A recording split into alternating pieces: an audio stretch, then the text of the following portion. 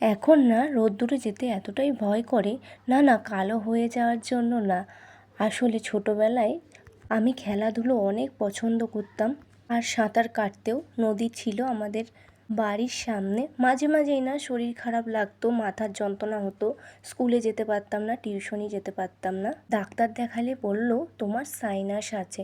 তোমরা তো জানো সাইনাস যাদের থাকে মাথার যন্ত্রণা হয় এক সাইডে। রোদে গেলে বা ঠান্ডা লাগলে আকাশটা কত সুন্দর লাগছে দেখো, রোদ্দুরটা ঝলমলিয়ে উঠেছে আজকে, অসাধারণ লাগছে ভিউটা দেখো।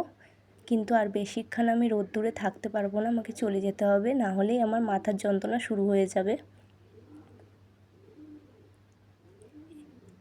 সকালে এই মাছগুলো এনে দিয়েছিল, এগুলোকে কী মাছ বলে তোমরা একটু জানিও তো। আমরা তো ভোলা মাছ বলি। ওই মাছগুলো ফ্রেশ ছিল এতটাই পরিমাণ, মানে কি বলবো তোমাদের, প্রচুর পরিমাণ ফ্রেশ ছিল মাছগুলো। নুন হলুদ মাখিয়ে রেখে দিলাম। আর এখানে আমি ভাত আর ডালটা বসিয়ে দিয়েছিলাম, ডালটা সম্বরেও নিলাম। আর একটা সবজি বানাবো। চলো তোমাদের সাথে আমার এক মিষ্টি দিদিভাইয়ের কমেন্ট শেয়ার করি। পুরো ভিডিওটা দেখলাম, খুব ভালো লাগলো। অবশ্যই পাশে আছি। সত্যি সুন্দর সুন্দর কমেন্ট পেলে নিজের কাজ করতে ভালো লাগে, ভিডিও আপলোড করতেও ভালো লাগে। তোমার ভিডিও, রান্না সব কিছু ভীষণ ভালো লাগে আমার। অপেক্ষায় রইলাম নেক্সট ভিডিওর জন্য। এই কমেন্টটা করেছে টুকু সর্দার দিদিভাই। অনেক ভালোবাসা তোমাকে দিদিভাই, এত সুন্দর আমাকে একটা কমেন্ট করার জন্য।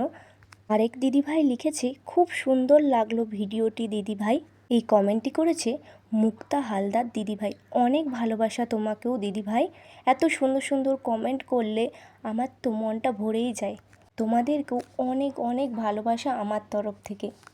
এই দেখো তোমাদের সাথে কথা বলতে বলতে আমার প্রায় রান্না কমপ্লিটই হয়ে গেল। ওইদিকে হাজব্যান্ডও চলে এসছে, খাবারটা খেয়ে নিই।